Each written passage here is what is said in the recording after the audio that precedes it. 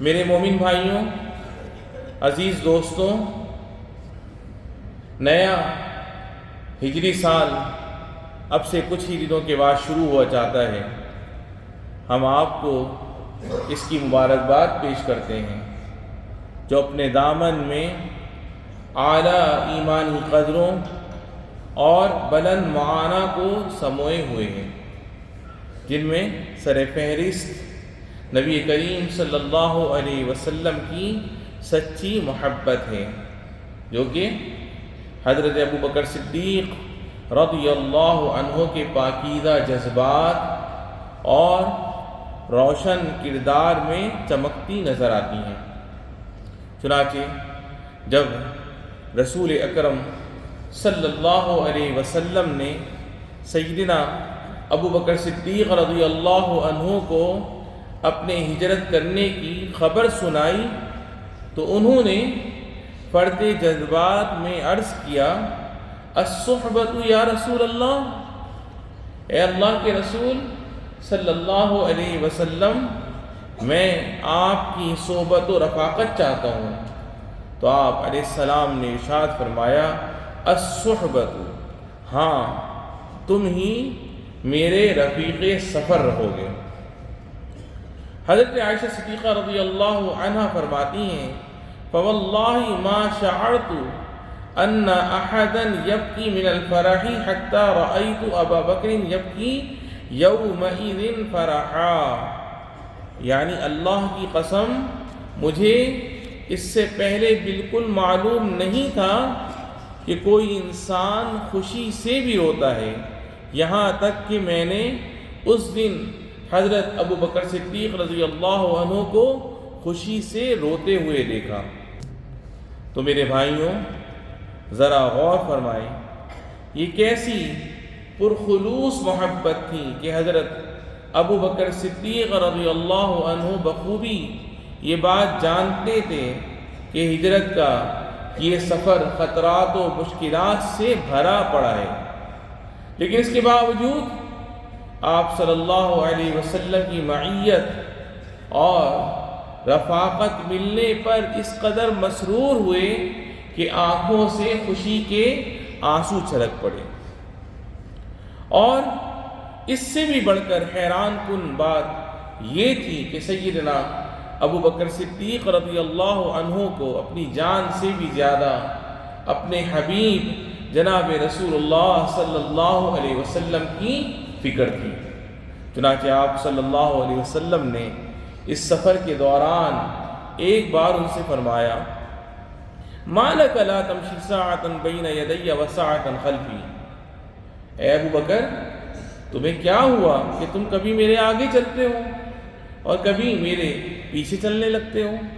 تو حضرت ابو بکر صدیق رضی اللہ عنہ نے عرض کیا، اذکر الطلب فامشی خلفک ثم اذکر الرصد فامشی بین یدیک، یعنی یا رسول اللہ صلی اللہ علیہ وسلم، جب مجھے پیچھے سے آپ کا تعاقب کیے جانے کا خیال آتا ہے تو میں آپ کے پیچھے چلنے لگتا ہوں، اور جب آگے کی جانب سے گھات لگائے دشمنوں کے حملے کا اندیشہ ہوتا ہے تو میں آپ کے آگے چلنے لگتا ہوں۔ تو رسول اللہ صلی اللہ علیہ وسلم نے دریافت فرمایا، یا ابا بکر لو کان شیء احببت ان یکون بک دونی، اے ابو بکر کیا تم یہ چاہتے ہو کہ اگر کوئی حادثہ یا تکلیف پیش آئے تو اسے تم خود اٹھا لو اور میں اس سے بچ جاؤں؟ تو حضرت ابوبکر صدیق رضی اللہ عنہ نے فرمایا، نعم والذی بعثک بالحق، جی ہاں اس ذات کی قسم جس نے آپ کو حق کے ساتھ مبعوث فرمایا، میری یہی خواہش ہے کہ اگر کوئی تکلیف یا مصیبت پیش آئے تو اس کو میں اپنے اوپر لے لوں اور وہ آپ کے بجائے مجھ پر واقع ہو جائے۔ سبحان اللہ۔ فلما انتہا الی الغار قال مکانک یا رسول اللہ حتی استبرئ لک الغار، یعنی کہ جب یہ دونوں حضرات غار تک پہنچ گئے تو حضرت ابوبکر رضی اللہ عنہ نے عرض کیا، اے اللہ کے رسول صلی اللہ علیہ وسلم، آپ یہیں ٹھہریں تاکہ میں آپ کے لیے غار کو بالکل صاف ستھرا کر دوں اور اسے خطرات سے پاک کر دوں۔ میرے مومن بھائیوں، غار میں پہنچنے کے بعد جب دشمن بہت قریب آ گئے تو حضرت ابوبکر صدیق رضی اللہ عنہ کو اپنے محبوب جناب رسول اللہ صلی اللہ علیہ وسلم کے بارے میں خطرہ لاحق ہوا، تو فکر بندی کے عالم میں فرمایا لو ان احدہم نظر تحت قدمیہ لابصرنا، اگر ان میں سے کسی نے اپنے قدموں کے نیچے نظر ڈالی تو وہ ہمیں ضرور دیکھ لے گا۔ تو اللہ کے رسول صلی اللہ علیہ وسلم نے فرمایا ما ظنک یا ابا بکر باثنین اللہ ثالثہما، یعنی اے ابو بکر ان دو کے بارے میں تمہارا کیا خیال ہے اللہ تعالیٰ جن میں کا تیسرا ہے، یعنی بھلا انہیں کوئی نقصان پہنچا سکتا ہے؟ فانزل اللہ سکینتہ علیہ وأیدہ بجنود لم تروها، چنانچہ اللہ نے اپنی طرف سے ان پر تسکین نازل فرمائی اور ایسے لشکروں سے ان کی مدد کی جو تمہیں نظر نہیں آئے۔ میرے دوستوں، جب دشمن کا خطرہ ٹل گیا تو دونوں حضرات نے پھر سے مدینہ منورہ کی جانب سفر شروع فرما دیا۔ حضرت ابوبکر رضی اللہ عنہ نے فرماتے ہیں کہ ہم ساری رات چلتے رہے، دن میں بھی سفر جاری رکھا، یہاں تک کہ دوپہر ہو گئی تو ہمیں ایک بڑی چٹان نظر آئی جس کا سایہ کافی لمبا تھا، تو میں نے عرض کیا اے اللہ کے رسول صلی اللہ علیہ وسلم، آپ یہاں نیند فرما لیں، یعنی آرام فرما لیں، ذرا دیکھیے کیسی عظیم قربانی ہے اور بے مثال محبت ہے کہ حضرت ابوبکر صدیق رضی اللہ عنہ خود بھی رات بھر آپ صلی اللہ علیہ وسلم کے ساتھ چلتے رہے، تو کیا انہوں نے اپنی نیند کو ترجیح دی اور کیا انہوں نے خود آرام کرنا پسند کیا؟ نہیں، ہرگز نہیں، بلکہ فرماتے ہیں خرجت فاذا انا براع فقلت افتح لبلی قال نعم فاتیته صلی اللہ علیہ وسلم فشرب حتى رضیت، یعنی پھر میں یہ دیکھنے کے لیے نکلا کہ کہیں دشمن ہماری تلاش میں یہاں تک نہ آ چکے ہوں۔ ذرا آگے بڑھا تو بکریوں کے ایک چرواہے کو دیکھا،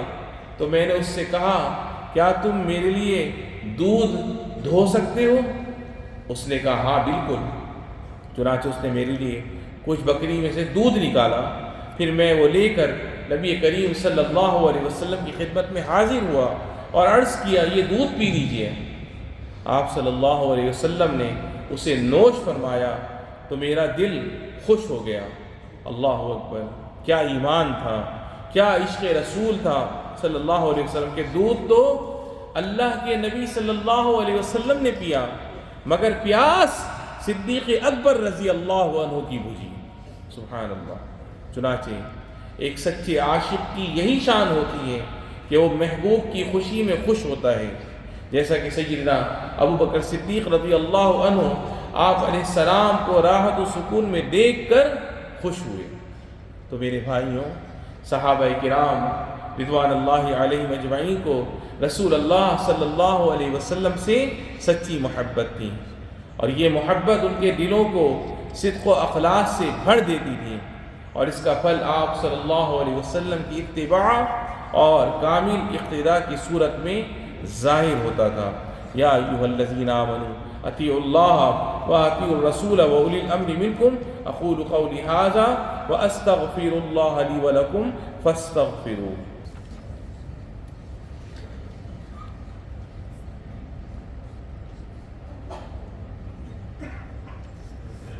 الحمد للہ وحدہ